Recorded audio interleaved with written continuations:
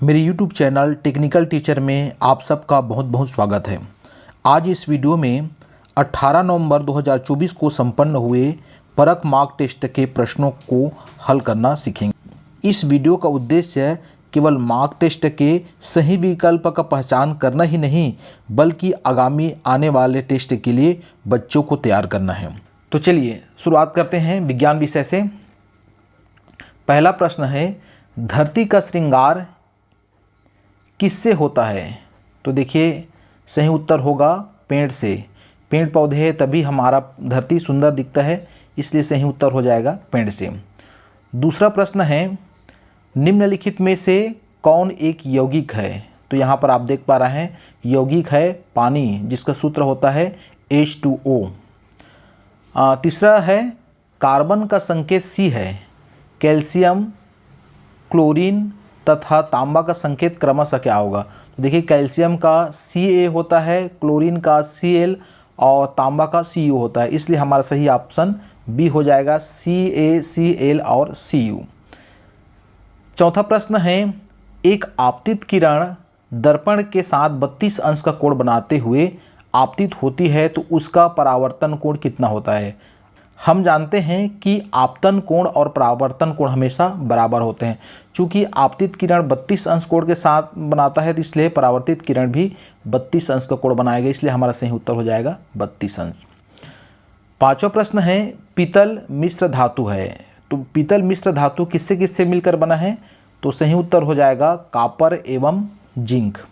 बहुत से बच्चों को यहाँ पर डाउट होता है कि कॉपर एवं टिन और कॉपर एवं जिंक में डाउट होता है। कॉपर एवं टिन के मिश्रण से कांसा बनता है, जबकि कॉपर एवं जिंक के मिश्रण से पीतल बनता है। तो सही उत्तर हो जाएगा कॉपर एवं जिंक। छठवां नंबर के प्रश्न है, निम्नलिखित में से किसे एक सार्वत्रिक विलायक कहा जाता है? तो सार्वत्रिक विलायक कहलाता है जल। अब यहाँ पर है सरौता किस श्रेणी का उत्तोलक है? तो यहाँ पर बहुत से बच्चों को थोड़ा समझने में दिक्कत होता है कि आप उत्तोलक के बारे में पढ़े हैं। उत्तोलक 3 प्रकार का होता है, प्रथम श्रेणी, द्वितीय श्रेणी एवं तृतीय श्रेणी। अब यहाँ समझने का प्रयास करते हैं प्रथम श्रेणी का उत्तोलक क्या है। यहाँ पर 3 बिंदु होता है, एक होता है भार, दूसरा बिंदु होता है आलम्ब और तीसरा बिंदु होता है बल। यदि आलम्ब मध्य में हो और बल एक किनारे में हो, एक सिरे पर हो, तो यहाँ पर प्रथम श्रेणी का उत्तोलक बनता है। जैसे कि कैंची का जो आलम्ब है उसका पेंच जो बीच में होता है और किनारा में उसमें बल लगता है, इसलिए वो प्रथम प्रकार का उत्तोलक कहलाता है। द्वितीय श्रेणी के उत्तोलक का इस प्रकार से है कि आलम्ब एक किनारे पर होता है और भार और बल एक किनारे पर लगता है और भार बीच में होता है। तो इस प्रकार के उदाहरण हम देखते हैं सरौता। सरौते में जो पेंच होता है वो एक किनारे में होता है, जबकि बल हम दूसरे किनारे में लगाते हैं, तो इसलिए सरौता द्वितीय श्रेणी के उत्तोलक का उदाहरण है। इसी प्रकार से तृतीय श्रेणी के उत्तोलक किसे कहेंगे? इसमें आलम्ब किनारे पर होता है और बल बीच में लगता है, जैसे कि उदाहरण है चिमटा का। हम चिमटा में बीच को दबा करके बीच में बल लगाते हैं, इसलिए वो चिमटा तृतीय श्रेणी के उत्तोलक का उदाहरण है। तो किसी भी प्रकार से भविष्य में प्रश्न आए तो हम इसका जवाब आसानी से दे सकते हैं। तो अभी जो 7वां जो प्रश्न है उसका सही उत्तर हो जाएगा द्वितीय श्रेणी। आइए 8वां प्रश्न पर देखते हैं, तारों का टिमटिमाने का कारण क्या है? हम आसमान को देखते हैं तो तारे टिमटिमाते हैं, इसका मुख्य कारण है अपवर्तन। तारे के जो प्रकाश है हम तक पहुंचने में वायुमंडल के जो हवा है उस पर अपवर्तित होकर के हमारे तक पहुंचता है, जिसमें से कुछ तारों से निकलने वाले जो प्रकाश है हम तक नहीं पहुंच पाते और कुछ पहुंचते हैं, जिसके कारण से हमें वो टिमटिमाते हुए नजर आते हैं। तो इस प्रकार से तारों के टिमटिमाने का मुख्य कारण है प्रकाश का अपवर्तन है। 9वां प्रश्न है, कौन सी वायुमंडलीय गैस ग्लोबल वार्मिंग का कारण है? तो आप सभी जानते हैं कि कार्बन डाइऑक्साइड ग्लोबल वार्मिंग का मुख्य कारण है, तो सही उत्तर हो जाएगा कार्बन डाइऑक्साइड। 10वां प्रश्न है सूर्य से पृथ्वी तक पहुंचने में लगभग प्रकाश लगभग कितना समय लेता है? तो ये है 8 मिनट। अगला प्रश्न है हिपेटाइटिस रोग में शरीर का कौन सा अंग प्रभावित होता है? तो हिपेटाइटिस में हमारा यकृत प्रभावित होता है, इसमें यकृत में सूजन आ जाता है, तो इसलिए सही उत्तर हो जाएगा यकृत। 12वां प्रश्न है चूहा अनाज खाता है, चील चूहे को खाती है, यहाँ चील है। तो यह देखिए यहाँ पर उपभोक्ता यहाँ पर दिया हुआ है। तो सबसे पहले हम यहाँ पर देखें तो अनाज यहाँ उत्पादक है और अनाज को जो खाने वाले हैं वो प्राथमिक उपभोक्ता कहलाते हैं। अनाज को कौन खाता है? चूहा। और फिर चूहा को खाने वाला द्वितीयक उपभोक्ता कहलाता है। तो चूहा को कौन खाता है? चील। इसलिए चील क्या हो जाएगा? द्वितीयक उपभोक्ता कहलाएगा। इसलिए हमारा सही उत्तर हो जाएगा डी, द्वितीयक उपभोक्ता। 13 नंबर के प्रश्न है कार्बन डाइऑक्साइड नीले लिटमस पेपर को लाल कर देती है, कार्बन डाइऑक्साइड की प्रकृति क्या होगी? अर्थात अम्ल होगी कि क्षार होगी कि उदासीन होगी? तो या आप यहाँ पर एक सूत्र पढ़े होंगे अनिला छलानी, अर्थात अम्ल नीले लिटमस को लाल करता है। तो यहाँ पर कार्बन डाइऑक्साइड नीले लिटमस पेपर को लाल करता है, अनिला अर्थात जो कार्बन डाइऑक्साइड क्या कहलाएगा? अम्ल। इसी प्रकार से क्षार के लिए सूत्र है छालानी, अर्थात क्षार है लाल को नीला करता है। तो ये हमें याद रखना है, किसी भी प्रकार से प्रश्न इसको पूछ सकते हैं। 14 नंबर के प्रश्न है हमारे शरीर में किस अंग द्वारा अमोनिया को यूरिया में बदला जाता है? तो बहुत से बच्चे यहाँ पर वृक्क ऑप्शन लिख देते हैं।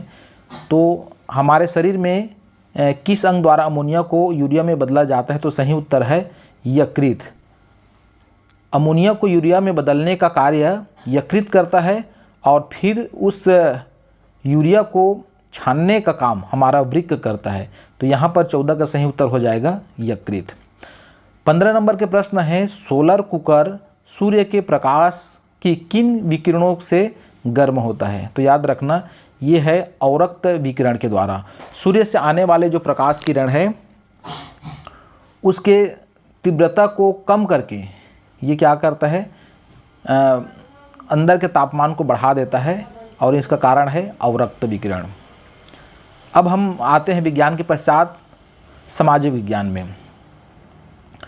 सामाजिक विज्ञान के प्रश्न है 23.5 अंश अक्षांश उत्तरी अक्षांश को किस नाम से जाना जाता है? तो आप जानते हैं उत्तरी अक्षांश को हम कर्क रेखा के नाम से जानते हैं। इसी प्रकार से 23.5 अंश दक्षिणी अक्षांश को मकर रेखा और 0 को विषुवत रेखा के नाम से जानते हैं। तो यहाँ पर सही उत्तर हो जाएगा कर्क रेखा। 17 नंबर है संयुक्त राष्ट्र संघ की स्थापना किस वर्ष हुई? तो जैसे द्वितीय विश्व युद्ध समाप्त हुआ उसी समय हुआ है। तो यह है 1945। पानीपत का द्वितीय युद्ध किस वर्ष लड़ा गया था? तो पानीपत के 3 युद्ध लड़ा गया था, तीनों को याद रखना है। प्रथम पानीपत का युद्ध हुआ था 1526 को, ये युद्ध हुआ था बाबर एवं अब्राहम लोदी के बीच में। द्वितीय पानीपत का युद्ध हुआ था 1556 में और ये हुआ था अकबर और हेमू के बीच में, जिसमें अकबर विजयी रहे। और तीसरा जो पानीपत का युद्ध हुआ था 1761 में हुआ था, ये मराठा और अहमद शाह अब्दाली के बीच हुआ था। तो हमें केवल पानीपत का द्वितीय युद्ध को ही याद नहीं रखना है बल्कि तीनों को याद रखना है। तो इस प्रकार से इसको याद रखना है। 19वां नंबर के प्रश्न है भारत के नेपोलियन के नाम से किसे जाना जाता है? तो भारत के नेपोलियन के नाम से जाना जाता है समुद्रगुप्त को। 20वां नंबर के प्रश्न है मौसम संबंधी परिवर्तन किस मंडल में होते हैं? जितने भी मौसम परिवर्तन होता है ये क्षोभ मंडल में होता है। तो हमारा उत्तर हो जाएगा डी, क्षोभ मंडल। 21वां प्रश्न है भारत का प्रधानमंत्री बनने के लिए न्यूनतम आयु कितनी होनी चाहिए? तो हम जानते हैं कि लोकसभा के सदस्य बनने के लिए आयु होना चाहिए 25 वर्ष और लोकसभा के बहुमत दल के नेता को ही प्रधानमंत्री बनाया जाता है। इसलिए प्रधानमंत्री बनने के लिए भी न्यूनतम आयु 25 वर्ष ही है। अगला है ब्रह्म समाज के संस्थापक कौन है? तो ब्रह्म समाज के संस्थापक है राजा राम मोहन राय और इन्होंने 1828 में ब्रह्म समाज की स्थापना किया था। 23वां नंबर के प्रश्न है बाल शोषण दिवस किस तारीख को मनाया जाता है। तो बहुत से बच्चे यहाँ पर गलती करते हैं कि बाल दिवस को ही बाल शोषण दिवस के रूप में भी इसी को ही सही मान लेते हैं। तो बाल दिवस 14 नवंबर को मनाया जाता है, जबकि बाल शोषण दिवस 18 नवंबर को मनाया जाता है। तो सही ऑप्शन हो जाएगा ए। 24 नंबर का प्रश्न है, विश्व की सबसे लंबी पर्वत श्रृंखला कौन सी है। तो विश्व की सबसे लंबी पर्वत श्रृंखला का देखा जाए तो ये है एंडीज पर्वत श्रृंखला, और ये दक्षिण अमेरिका में है। और भारत की दृष्टि से देखा जाए तो भारत की सबसे लंबी पर्वत श्रृंखला हिमालय पर्वत है, जो लगभग 2400 किलोमीटर तक फैला हुआ है। तो ये भारत का है, और विश्व में देखा जाए तो एंडीज पर्वत सबसे लंबी पर्वत श्रृंखला है। तो सही उत्तर हमारा हो जाएगा डी। 25 नंबर के प्रश्न है, जब भारत का संविधान लागू हुआ था तब संविधान में कितने मौलिक अधिकार थे। तो जब भारत का संविधान बना उस समय 7 मौलिक अधिकार थे, और वर्तमान में अभी 6 है। तो एक है संपत्ति का अधिकार, जिसको समाप्त किया गया है। तो जिस समय संविधान बना उस समय 7 मौलिक अधिकार थे। तो हमारा सही उत्तर हो जाएगा सी। 26वां नंबर का प्रश्न है, जो पुरानी बसाहटों को खोदकर उनके तथ्यों के बारे में पता लगाते हैं उन्हें क्या कहते हैं। तो ये कहलाते हैं पुरातत्ववेत्ता। 27 नंबर प्रश्न है, जनप्रतिनिधि का अर्थ है। तो आप जानते हैं जनता के द्वारा निर्वाचित जो व्यक्ति होता है वो कहलाता है जनप्रतिनिधि। यहाँ पर सही उत्तर हो जाएगा निर्धारित क्षेत्र से वयस्क मताधिकार द्वारा चुना गया व्यक्ति जनप्रतिनिधि कहलाता है। अगला है 28वां नंबर प्रश्न है, जिलाधीश को क्या कहा जाता है। तो जिलाधीश को कहा जाता है जिला दंडाधिकारी, इसी को कलेक्टर भी कहा जाता है। ठीक है, तो जिलाधीश, जिला दंडाधिकारी और कलेक्टर तीनों एक ही पद का नाम है। 29 नंबर का प्रश्न है, सार्वजनिक संपत्ति का उदाहरण कौन सा है। तो यहाँ पर देख पा रहे हैं रेल सार्वजनिक संपत्ति है, जिसका सरकार जिसका नियंत्रण करता है।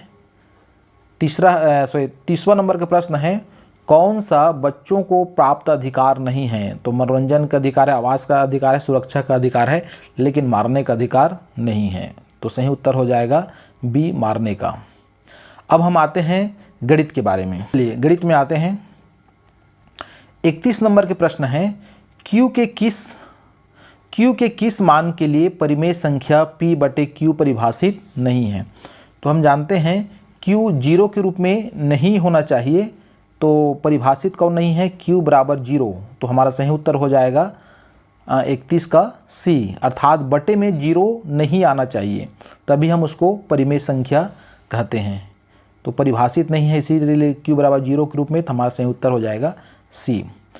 अब यहाँ पर दिया है 32वां प्रश्न, त्रिभुज ABC में AB बराबर 3.1 सेंटीमीटर, BC बराबर 4.5 सेंटीमीटर तथा CA बराबर 5.2 सेंटीमीटर हो तो सबसे बड़ा कोण होगा। कौन होगा सबसे बड़ा कोण। तो चलिए, जैसे कि आप यहाँ पर देख पा रहे हैं, एक त्रिभुज है ABC है, सबसे बड़ी भुजा है AC जो कि 5.2 सेंटीमीटर है, दूसरा भुजा है BC 4.5 सेंटीमीटर, और सबसे छोटा भुजा है 3.1 सेंटीमीटर। तो ये त्रिभुज का नियम कहता है कि जो सबसे बड़ा भुजा होता है उसका सम्मुख कोण सबसे बड़ा होता है। तो यहाँ पर AC का सम्मुख कोण B है, इसलिए सबसे बड़ा कोण B होगा। 33 नंबर के प्रश्न है, किसी कोण का मान 50 अंश है तो पूरा कोण का मान क्या होगा। हम जानते हैं कि दो कोणों का योगफल यदि 90 होता है तो दोनों कोण एक दूसरे के पूरक कहलाता है। तो यहाँ पर 50 में क्या जोड़ें कि 90 हो, तो 50 में हम 40 जोड़ेंगे तो 90 होगा, इसलिए हमारा सही उत्तर हो जाएगा 40, अर्थात 40 का पूरक कोण 50 और 50 का पूरक कोण 40 कहलाता है। इसके बाद आते हैं 34वां नंबर के प्रश्न, ताश की गड्डी से एक बेगम निकालने की प्रायिकता ज्ञात कीजिए। आप प्रायिकता के बारे में पढ़े होंगे, इसकी प्रायिकता का सूत्र होता है अनुकूल घटनाओं की संख्या बटे कुल घटनाओं की संख्या। हम जानते हैं कि ताश की गड्डी में बेगम की कुल संख्या होता है 4, और ताश तो ये हो जाएगा अनुकूल घटनाओं की संख्या 4, और ताश की गड्डी में कुल पत्तों की संख्या होता है 52, तो हम इसको 4/52 करेंगे तो ये प्राप्त होगा 1/13, इसलिए प्रायिकता हो जाएगा 1/13। 35 नंबर के प्रश्न है निम्न में समीकरण नहीं है। तो आप जानते हैं कि समीकरण के लिए शर्त है इसमें चर होना चाहिए, अचर होना चाहिए और बराबर का चिन्ह होना चाहिए। ये तीनों में से कोई गायब रहता है तो हम उसे समीकरण नहीं कहेंगे। देखते हैं इसमें देखते हैं चर 100 है, अचर 7 4 10 है, लेकिन इसमें बराबर के चिन्ह नहीं है, इसलिए ये समीकरण नहीं है। तो सही उत्तर हो जाएगा सी। 36 नंबर का प्रश्न है निम्न बंटन से बहुलक का चयन करें। बहुलक किसे कहते हैं? जिस आंकड़े की आवृत्ति सबसे अधिक होता है, अर्थात जो सबसे ज़्यादा बार आता है उसको हम बहुलक कहेंगे। तो यहाँ पर देखिए 4 कितने बार आया है? 1 2 3 4 5 बार आया, अधिकतम 5 बार आया है, इसलिए यहाँ पर बहुलक हो जाएगा 4। 37 नंबर के प्रश्न है जब व्यंजक में कोष्टक एवं गणितीय संक्रियाएं साथ साथ दी गई हो तो प्रश्न हल करने के लिए सही क्रम चुनाव कीजिए। तो इसके लिए हम ये नियम है BODMAS का नियम जिसको कहते हैं। तो ये BODMAS क्या हो जाएगा? BODMAS BODMAS का नियम कहलाता है, जहाँ पर B का अर्थ होता है ब्रैकेट। अगर हमें हल करना हो तो सबसे पहले ब्रैकेट को हल करते हैं, उसके बाद है O मतलब आप का मतलब है का, जैसे का दिया रहेगा उसको हल करना है। D का अर्थ होता है डिवीज़न अर्थात भाग देना है, और M का अर्थ है मल्टीप्लिकेशन गुणा करना है, और A का मतलब है एडिशन जोड़ना, और S का मतलब है सब्सट्रैक्शन अर्थात घटाना। तो ये हल करने का सही क्रम है, तो हमारा सही उत्तर हो जाएगा A BODMAS। 38 नंबर के प्रश्न है 125 गुणित 625 को हल करने में घातांक का कौन सा नियम उपयोगी है?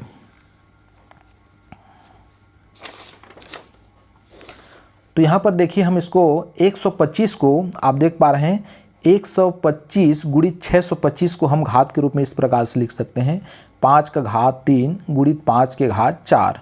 तो ये देखिए इस प्रकार से सूत्र प्राप्त हो जाता है a का घात m गुणित a का घात n बराबर a का घात m धन n। ये फार्मूला लग जाता है, फिर जोड़ते हैं तो ये हो जाता है 5 का घात 7। तो इस प्रकार से सही जो हमारा इसमें ऑप्शन आएगा a का घात m गुणित a का घात n बराबर a का घात m धन n, ये फार्मूला लग रहा है, इसलिए हमारा सही ऑप्शन यही रहेगा। 39 नंबर के प्रश्न में आते हैं बिंदु 07 निम्न में कहाँ स्थित है? यदि हम इसको ग्राफ में खींचते हैं तो ये जैसे कि आप ग्राफ देख पा रहे हैं कि 07 x अक्ष में 0 और y अक्ष में 7वां बिंदु आ रहा है, तो ये कौन सा अक्ष में आ रहा है? y अक्ष में, इसलिए हमारा सही उत्तर हो जाएगा B y अक्ष पर। 40वां नंबर के प्रश्न है एक बहुभुज के सभी अंतःकोणों का योग 1080 अंश है, बहुभुज में है कितने भुज है? तो इसके लिए एक फार्मूला होता है बहुभुज द्वारा आंतरिक कोण बराबर होता है n-2 गुणित 180। यहाँ पर n बराबर हम अगर 8 करते हैं तो ये प्राप्त हो जाएगा 8 ऋण 2, ये 6 आ जाएगा, और इसमें 180 का गुणा करते हैं तो ये 1080 प्राप्त हो रहा है, इसलिए हमारा सही उत्तर हो जाएगा 8 भुजाएँ। 8 भुजाओं के अंतःकोणों का योगफल हो जाएगा 1080। 41वां नंबर के प्रश्न है 5 के घात 0 3 के घात 0 गुणित 4 के घात 0 गुणित 3 के घात 0 का मान होगा। तो जैसे कि आप सभी जानते हैं कि x के घात 0 का मान होता है 1, तो यहाँ 5 के घात 0 का मान 1 होगा, और 3 के घात 0 का मान 1 होगा, 4 के घात 0 का मान 1 होगा, और 3 के घात 0 का मान 1 होगा। तो इस प्रकार से लिखेंगे तो 1 धन 1 गुणित 1 धन 1 प्राप्त होगा, और सबको हम हल करेंगे तो ये प्राप्त होगा 3, इसलिए हमारा सही उत्तर हो जाएगा ऑप्शन B 3। 42 नंबर के प्रश्न में जाते हैं किसी संख्या में 119 से भाग देने पर शेषफल 19 आता है, उसी संख्या में यदि 17 से भाग दिया जाए तो शेषफल क्या होगा? इस प्रकार से गणित को हल करने में बच्चों को दिक्कत होता है, इसके लिए एक ट्रिक है, ये ट्रिक मैं बताता हूँ। आप यहाँ पर देखिए 119 में हम 17 का भाग देते हैं तो क्या भाग जाता है कि नहीं जाता है? चला जाता है, 17 सत्ते 119 भाग चला जाएगा। अब हमें क्या करना है? शेषफल में 17 का भाग देकर देखना है। तो शेषफल में 17 का भाग देते हैं तो 17 एकम 17, फिर 19 में 17 घटाते हैं तो 2 प्राप्त होता है, इसलिए यहाँ पर सही आप आ जाएगा 2। अर्थात उसी संख्या को अगर 17 से भाग दे देते हैं तो भाग देते हैं तो शेषफल 2 प्राप्त होगा।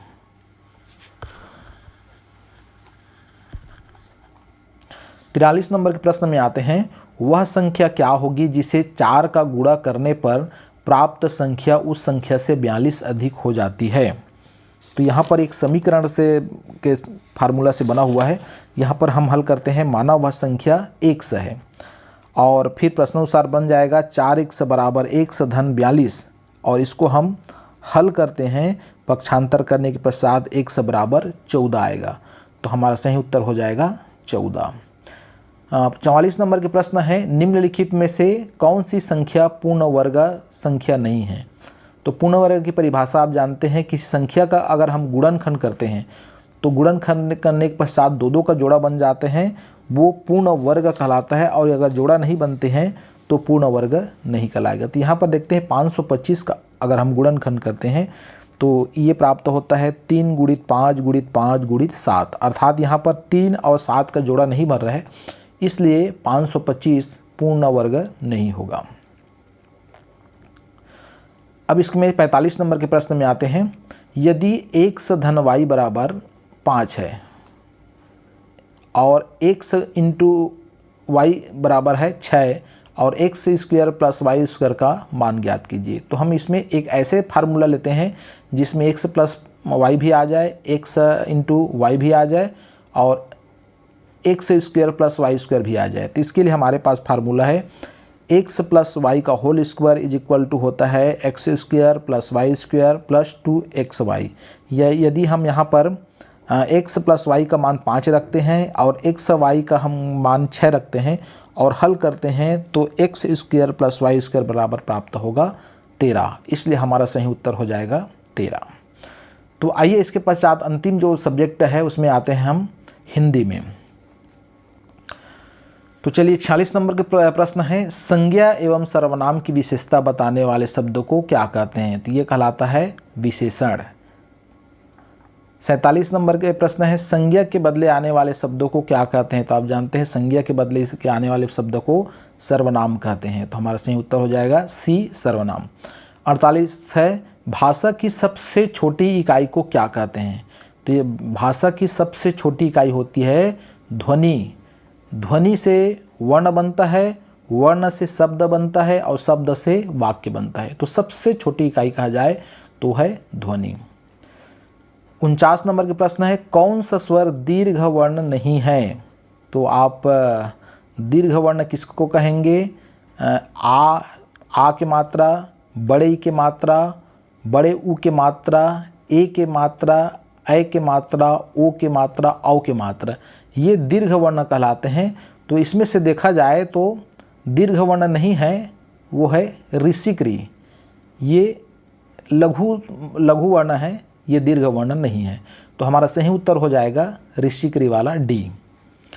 50वां नंबर के प्रश्न है, वे कौन से शब्द है जो संस्कृत के है और ज्यों का त्यों हिंदी में बिना परिवर्तन के प्रयोग किए जाते हैं। तो वो कहलाता है तत्सम शब्द। तत्सम संस्कृत के शब्द को तत्सम कहते हैं और जो तद्भव है वो हिंदी के शब्द है और देशज है अपना क्षेत्रीय भाषा है वो देशज कहलाता है और सभी का मिक्स कहलाता है ये है संकर। तो हमारा सही उत्तर हो जाएगा तत्सम जो संस्कृत के शब्द हैं। 51 नंबर के प्रश्न में आते हैं, कौन सा वायु का पर्यायवाची नहीं है। तो वायु का पर्यायवाची है समीर, बयार और अनिल। तो यहाँ पर नहीं है कलेवर। तो सही उत्तर हो जाएगा ए कलेवर। 50वां नंबर के प्रश्न है, किसी भाषा को लिखित रूप में व्यक्त करने के लिए प्रयुक्त संकेत को कहते हैं। तो ये कहलाते हैं किसी भाषा के लिखित रूप में व्यक्त करने के लिए प्रयुक्त संकेत को क्या कहते हैं, अक्षर कहते हैं। अक्षर के द्वारा हम संकेत को व्यक्त करते हैं। तो हमारा सही उत्तर हो जाएगा सी।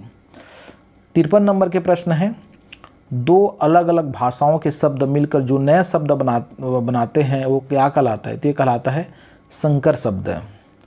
54 जो शब्द उल्टा अर्थ रखते हैं कहलाते हैं विलोम शब्द। तो पहला ए हो जाएगा विलोम शब्द।